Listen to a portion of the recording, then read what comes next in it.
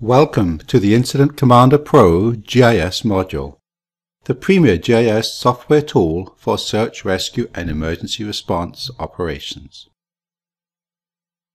The GIS module has the following main functions. It creates planning maps, creates mission maps, displays planning data, plots GPS tracks, displays real-time tracking, and exports maps to Google Earth.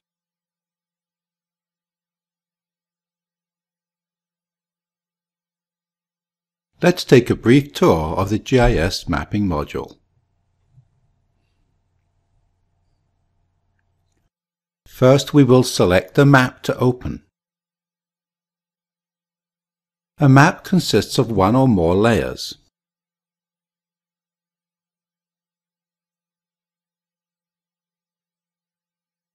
These include image map layers, like the picture you see, area map layers, line map layers. And these are all overlaid to make the map.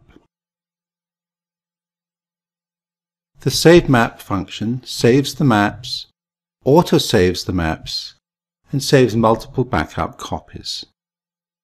Save Map As saves new maps based on the original map. Export Map Image exports the map image for review or use in other applications. Recover Map File recovers map files from multiple backup copies.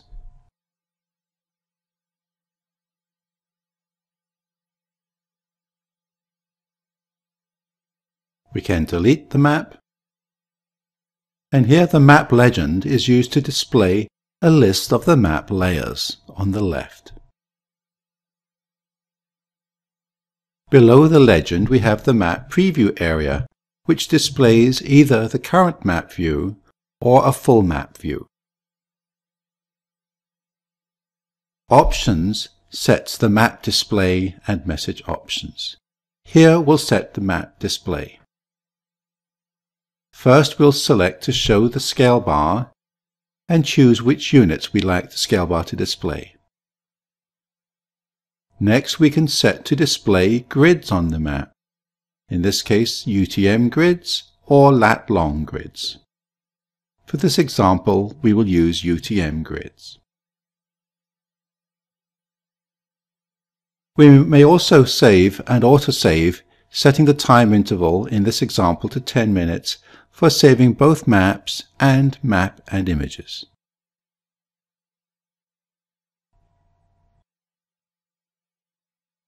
Here we can set the measurement units. The lat-long display in the status bar can be displayed in decimal degrees, degrees decimal minutes, and degrees minutes and seconds. The message center is set to receive tracking messages, beacon messages, and emails. First, we set up the email account with a name and password.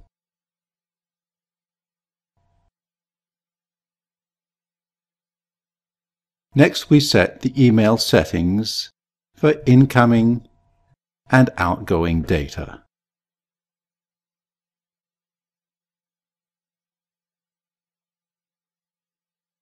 We may also store the messages that are received, either to pre-planned notebook or the mission briefing form.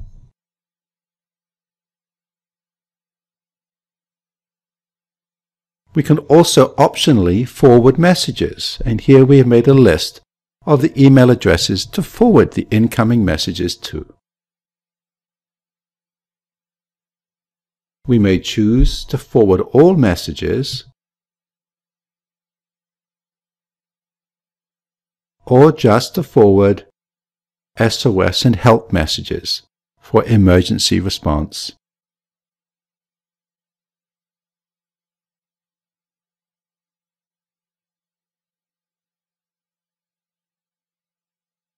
Now we'll save the setting. The print option allows us to print maps in both landscape and portrait format. We may print the map legend and compass as well. Here we can add map layers to the map. You can see in the legend on the left the map layers that have already been added. We can also add layers of GPS plots. We can take a standard GPX file and display this as a plot on the map.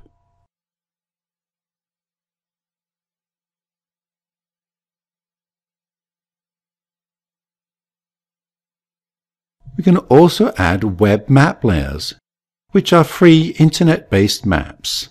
These can include geographic maps from locations throughout the world, and can also include such live mapping data as weather, hurricane, and wildfire maps. Zoom allows us to choose multiple zoom levels using both the mouse and drawing the zoom layer. The handy Zoom Previous feature takes us back to the previous zoom level.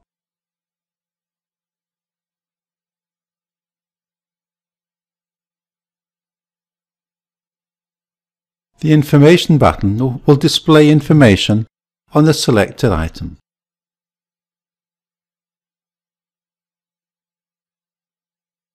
The Measure function allows us to measure the distance of lines drawn on the map. Here we will draw a line on the map, and as it is drawn, the line length is displayed, both the leg length and the total length, which is displayed in multiple units.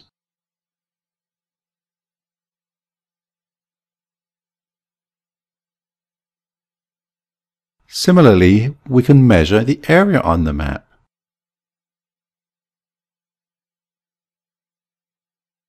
We draw an area on the map, and then the area size is displayed. Here the size is displayed in multiple measurement units.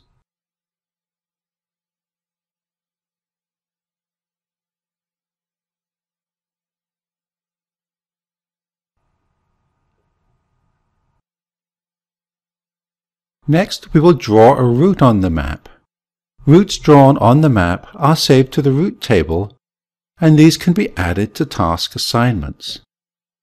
Here we draw the route on the map, and the route is then saved to the routes table, which can be allocated to the assignment forms.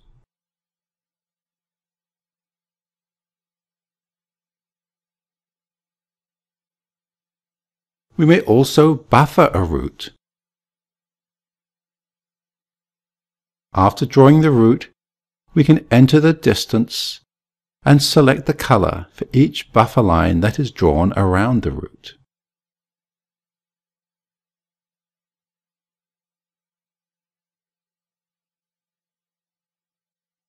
And on the right we see the buffer lines drawn around the original route, which is in blue. Here we have added 3 buffer lines.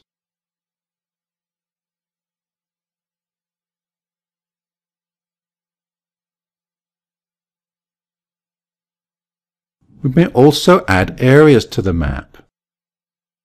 The areas are drawn on the map, and these are automatically saved to the Areas table.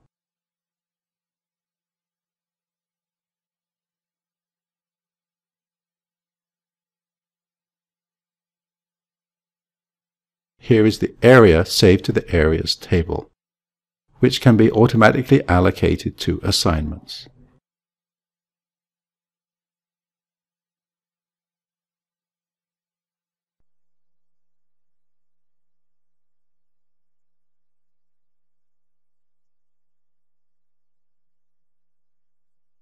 Now we will look at the data tools. First, we will examine the Draw Bearing feature, which allows us to draw a bearing on the map. We select the color and draw the direction. The direction arrow is then drawn on the map with the true compass bearing.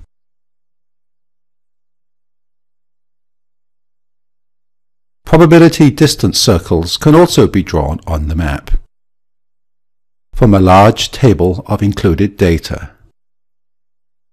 First, we select the location for the center of the probability distance circles,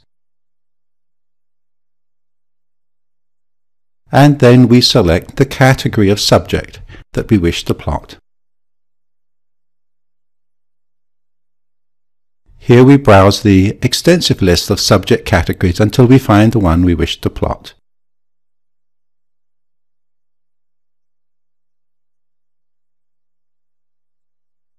We select the category, and then the probability distance circles are displayed on the map.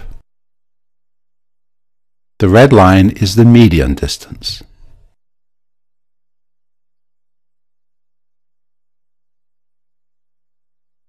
Shown in the top right corner of the map.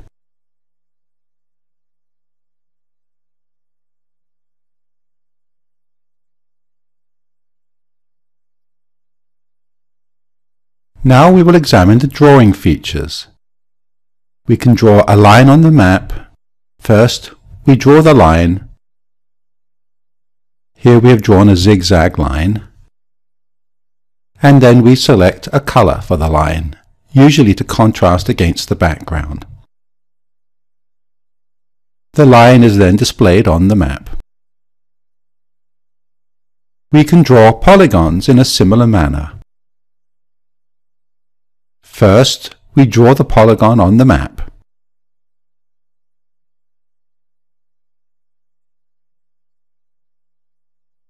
Then we select the color for the polygon. In this case, we will choose a red color. Polygon is now displayed on the map. We can also add labels to the map. First, we write the label.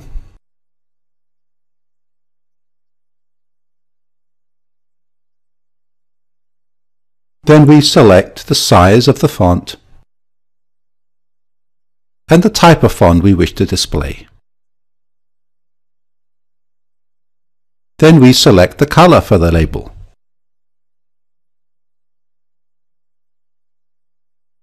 And now the label is displayed, in this case at the bottom right of the map. In a similar manner, we can add symbols to the map. We select symbols, and then we choose the size of the symbol, and then the color for the symbol.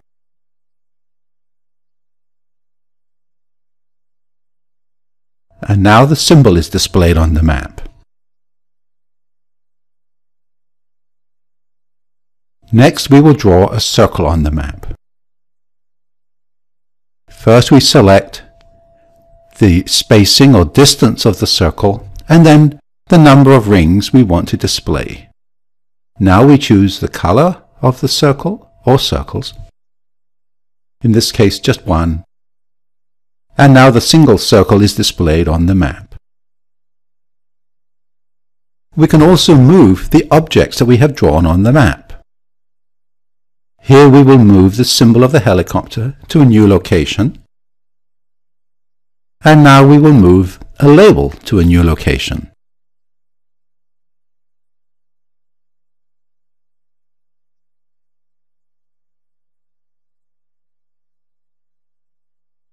This is a very handy feature.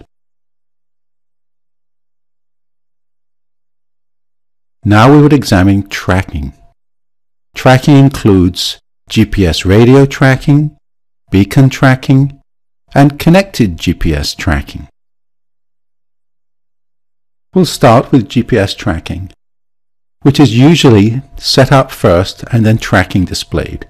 Here we will show the GPS setup. First, we create a table of GPS tracking units, and here we have a list of the GPS tracking devices that have been added to the table. Once we have added the radio-connected GPSs to the table, we set up the connection, hit connect, and now the transmitted data is received by the software. This short video shows live real-time GPS radio tracking for two vehicles. Here we see the two vehicles moving up to the freeway and then traveling east along the freeway. Note that we are tracking these two vehicles simultaneously within the software. Now we will look at beacon tracking, where an extensive range of beacon tracking devices can be used with the software. Under the Tracking menu, we now choose Beacon Tracking, and under Beacon Tools we go to Beacon Setup. And here we create a table of the different beacon tracking devices that we wish to use with the software. Many different types of tracking devices, including those that send messages, can be included in this table.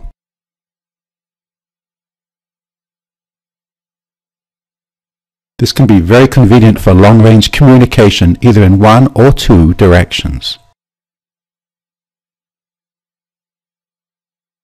Now we will show the beacons on the map. We click the Show Beacon Location button, and now these beacons will be displayed in real time on the map. Here we see three different beacons being tracked as they move eastwards.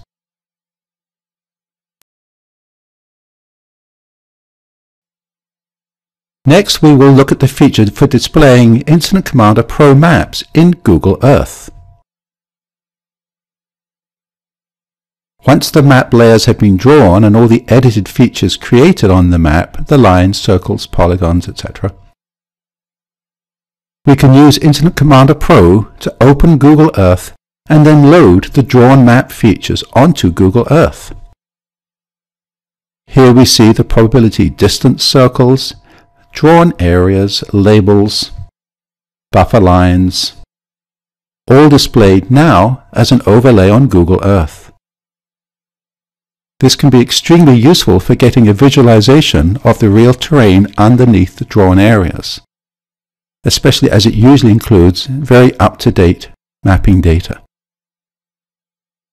Here we have areas, labels, profiles, routes, direction and buffers, all now displayed over Google Earth. We can also display these in 3D mode by tilting the Google Earth map so we can see the profiles of the areas underneath. This can be very useful when looking in hilly or mountainous terrain. Now, as we move back to Incident Commander Pro, there is a help menu which will provide a broad range of help, both context-sensitive and GIS help, with using the software. Thank you for reviewing Incident Commander Pro's GIS module, the premier GIS tool for search, rescue, and emergency response operations.